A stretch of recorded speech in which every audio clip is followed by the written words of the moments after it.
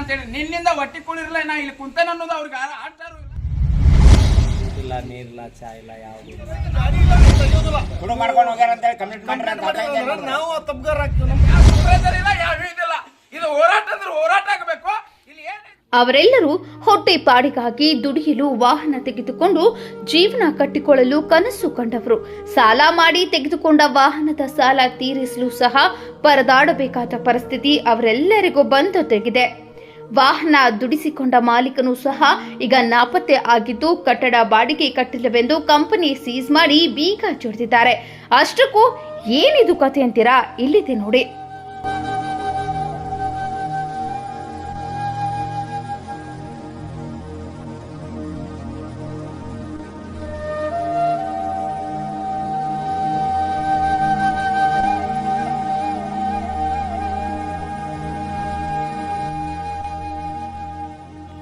ಹೌದು, ಈ ದೃಶ್ಯದಲ್ಲಿ ಕಾಣುತ್ತಿರುವ ಬಾಲಕರ ಪರಿಸ್ಥಿತಿ ಹೇಳತೀರದಾಗಿದೆ.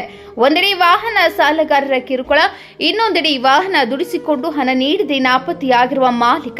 ಈ ಎಲ್ಲದರ ನಡುವೆ ಈ ವಾಹನ ಚಾಲಕರ ಹಾಗೂ ಕೆಲ ವಾಹನ ಮಾಲೀಕರ ಪರಿಸ್ಥಿತಿ ಚಿಂತಾಜನಕವಾಗಿದೆ. ಇವರೆಲ್ಲರೂ ಲಕ್ಷಾಂತರ ರೂಪಾಯಿ ನೀಡಿ ವಾಹನ ತೆಗೆದುಕೊಂಡು ಹುಬ್ಬಳ್ಳಿಯಲ್ಲಿನ ಟಸ್ಕರ್ ಟ್ರಾನ್ಸ್ಪೋರ್ಟ್ ಕಂಪನಿಗೆ ತಮ್ಮ ವಾಹನವನ್ನ ತಿಂಗಳ ಬಾಡಿಗೆಗಾಗಿ ದುಡಿಯಲು ಬಿಟ್ಟಿದ್ದಾರೆ. ದುಡಿಮೆ ಮಾಡಿಸಿಕೊಂಡ ಚಾಲಕಿ ಕಂಪನಿ ಮಾಲೀಕ ಈಗ ಹಣ ನೀಡಲು ಆಗದೆ ನಾಪತ್ತೆಯಾಗಿದ್ದಾನೆ. ತಿಂಗಳು ಕಳೆದು 6 ತಿಂಗಳ ಕಳೆದು ಈಗ ವರ್ಷ ಕಾಲ ಕಳೆದರೂ ವಾಹನ ಮಾಲೀಕರ ಬಿಲ್ ಪಾವತಿ ಮಾಡ್ತಿಲ್ಲ.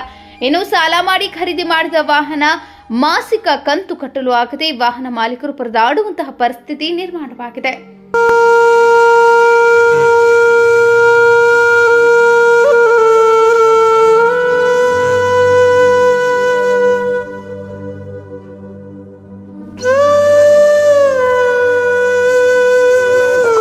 ಅಂತೇಳಿ ಇದು ನಮ್ ಸರಕು ಸಾಗಾಣಿಕೆ ಏನೈತಿ ಇಲ್ಲಿಂದ ಎಲ್ಲಾ ಮಟೀರಿಯಲ್ ಸಪ್ಲೈ ಮಾಡ್ತಿದ್ರಿ ಇವ್ರು ಗಾಡಿ ಬೇಕಂತಂದಾಗ ನಾವೆಲ್ಲಾ ಗಾಡಿ ಅಟ್ಯಾಚ್ ಮಾಡ್ಕೊಂಡಿದ್ರು ನಮ್ ಗಾಡಿಯವರು. ನಾವ್ ಇವ್ರ ಗಾಡಿ ಎಲ್ಲಾ ಕೊಟ್ಟಿದ್ವಿ. ಈಗ 1 ವರ್ಷದಿಂದ ಇವ್ರು ಎಲ್ಲಾರ್ದು 3-4 ಲಕ್ಷ ರೂಪಾಯಿ ಪೇಮೆಂಟ್ ಪೆಂಡಿಂಗ್ ಇಟ್ಟಾರ. ಪೇಮೆಂಟ್ ಕೊಡಾಕತ್ತಿಲ್ಲ. ಸರಿ ಕೇಳಿದ್ರೆ ಏಟ್ ಕೊಡ್ತೀನಿ ನಾಳೆ ಕೊಡ್ತೀನಿ ಅಂತ ಹೇಳಿ ಬೀಳ್ಸ್ಕೊಳಕತ್ತಾರ. ಯಾರು ರೊಕ್ಕ ಕೊಟ್ಟಿಲ್ಲ ಇನ್ನು. ಪ್ರತಿಯೊಬ್ಬರು ಟ್ರಾನ್ಸ್ಪೋರ್ಟರ್ 3 ಲಕ್ಷ 4 ಲಕ್ಷ ರೂಪಾಯಿ ರೊಕ್ಕ ಬರಬೇಕು. ಹೀಗಾಗಿ ಸರ್ ಇದು ನಾವು ಸ್ಟ್ರೈಕ್ ಮಾಡಿದ್ವಿ. ಎಷ್ಟು ದಿವಸ ಅವರು ಏನಿಲ್ಲ ಸರ್, 3 ಸತಿನ ಇದು 3rd ಟೈಮ್ ಇದೆ ನಾವು ಸ್ಟ್ರೈಕ್ ಮಾಡಿದ್ದೆ. 1ನೇ ಸತಿ ಸ್ಟ್ರೈಕ್ ಮಾಡಿದಾಗ ಒಂದು 10-20 ಸಾವಿರ ಕೊಡುದು, ಸಮಾಧಾನ ಮಾಡುದು ಮತ್ತು ನಡ್ಸುದು ಹಿಂಗ್ ಮಾಡಾಕತ್ತಿದ್ರು ಅವ್ರ. ಮತ್ ನಂತರ ಹಿಂಗ ಮಾಡ್ಕೊಂತಾನೆ ಬಂದವರು ಪೇಮೆಂಟ್ ಕ್ಲಿಯರ್ ಆಗ್ಲಿಲ್ಲ ನಮ್ದು. ಈಗ ನಾವು ಪೂರಾ ಪೇಮೆಂಟ್ ಕ್ಲಿಯರ್ ಮಾಡಿ ಅಂತೇಳಿ ಸ್ಟ್ರೈಕ್ ಮಾಡಿದ್ವಿ. ಉದ್ದೇಶ ಇದೆ, ಮತ್ತೇನಿಲ್ಲ. ಸಂಬಂಧಪಟ್ಟವ್ರು ನಮ್ಗೆ ಗೊತ್ತಿದ್ದ ಪ್ರಕಾರ ಫಯಾಜ್ ಅಂತ ಹೇಳಿ, ಅಮೃತ್ ಅಂತ ಹೇಳಿ, ಮತ್ತ ನಾರಾಯಣ ಈರಣ್ಣ. ಅವರು ಅಮೃತ್ ಅವ್ರದ್ದು ಫಯಾಜ್ ಅವ್ರದ್ದು ಫೋನ್ ಹತ್ತಾಕತೈತಿ. ಅವ್ರು ಎಬ್ಬಸ್ತಾರ ಮಾತಾಡ್ತಾರ, ಕ್ಲಿಯರ್ ಮಾಡ್ತಾರ ಅಂತ ಹೇಳ್ತಾರ ಅವರು. ಮತ್ತೆ ಈರಣ್ಣ ಮತ್ತು ನಾರಾಯಣ ಅವ್ರದ್ದು ಫೋನ್ ಸ್ವಿಚ್ ಆಫ್ ಐತಿ. ಓನರ್ ಸರ್ ನಮ್ಗೇನು ಅದ್ರ ಬಗ್ಗೆ ಮಾಹಿತಿ ಇಲ್ರಿ, ಅವ್ರಿಗೆ ಗೊತ್ತ್ರಿ. ನಾರಾಯಣ ಅವ್ರಿಗೆ ಮತ್ತ ಈರಣ್ಣ ಸರ್ಗೆ ಗೊತ್ತ್ರಿ. ನಮಗೂ ಕೂಡ ಇವತ್ತು ಮಾಹಿತಿ ಬಂದಿದ್ರಿ. ಅದ 11,50,000 ರೂಪಾಯಿ ಗುಡಾನ್ದು ಬಾಡಿಗೆ ಕೊಟ್ಟಿಲ್ಲ ಅಂತ ಹೇಳಿ ಅವ್ರು ಬಂದು ಸೀಲ್ ಮಾಡಿ ಹೋಗ್ಯಾರ. Government godown sir, government godown. ಮುಂದೆ ಏನ್ ಮಾಡ್ಬೇಕಂತ ಮಾಡಿರಿ? ಏನಿಲ್ಲ ಸರ್, ನಮ್ದು ದುಡ್ಡು ಬಂದ್ರೆ ಸಾಕ್ರಿ. ನಮ್ಗ ಏನೈತಿ ಎಲ್ಲಾರು ಕೂಡಿ ನೀವು ನಮ್ಗೊಂದ್ ನ್ಯಾಯ ಕೊಡಿಸ್ರಿ. ನಮ್ಗೆ ದುಡ್ಡು ನಮ್ಗೆ ಬರ್ಬೇಕ, ಒಂದ್ ಸಹಾಯ ಮಾಡ್ರಿ ಸರ್. ಎಲ್ಲರಿಗೂ ಬಹಳ ಇದಾಗತ್ತ. ಈ ಟಸ್ಕರ್ ಕಂಪನಿ ಸರ್ ಈಗ ಅವರು ಏನ್ ಸ್ಟೇಷನ್ ಕಂಪ್ಲೀಟ್ ಮಾಡಿ ಅವ್ರ ಪೊಲೀಸ್ ಡಿಪಾರ್ಟ್ಮೆಂಟ್ ದವ್ರು ಏನ್ ಅವ್ರು ಆಕ್ಷನ್ ತಗೊಂತಾರ ತಗೋಲಿ. ಈಗ ನಮ್ಗೇನ್ರಿ ಸರ್, ನಮ್ಗೆ ನ್ಯಾಯ ಸಿಗ್ಬೇಕು. ನಮ್ಗೆ ದುಡ್ಡು ಬಂದ್ರೆ ನಾವು ಮಟೀರಿಯಲ್ ಏನೈತಿಲ್ಲ ಅವ್ರದ್ದು ಮುಗಿಸ್ಬಿಡ್ತೀವಿ, ಡಿಸ್ಪ್ಯಾಚ್ ಮಾಡ್ಬಿಡ್ತೀವಿ.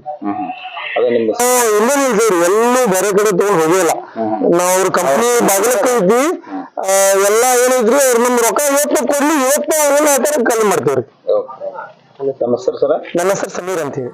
ಕೇಳಿದ್ರಲ್ಲ, ಟಸ್ಕರ್ ಎನ್ನುವ ಈ ನಾಲಾಯಕ ಕಂಪನಿ ನಂಬಿ ಜೀವನವೆಲ್ಲ ಕಷ್ಟಪಡುತ್ತಿರುವವರ ಪಾಡು ಇದಾದ್ರೆ, ಇನ್ನು ಈ ಟ್ರಾನ್ಸ್ಪೋರ್ಟ್ ನಂಬಿದ ಗ್ರಾಹಕರಿಗೂ ಸಹ ಕಂಪನಿಯ ಮಾಲೀಕ ಪಂಗನಾಮ ಹಾಕಿದ್ದಾನೆ.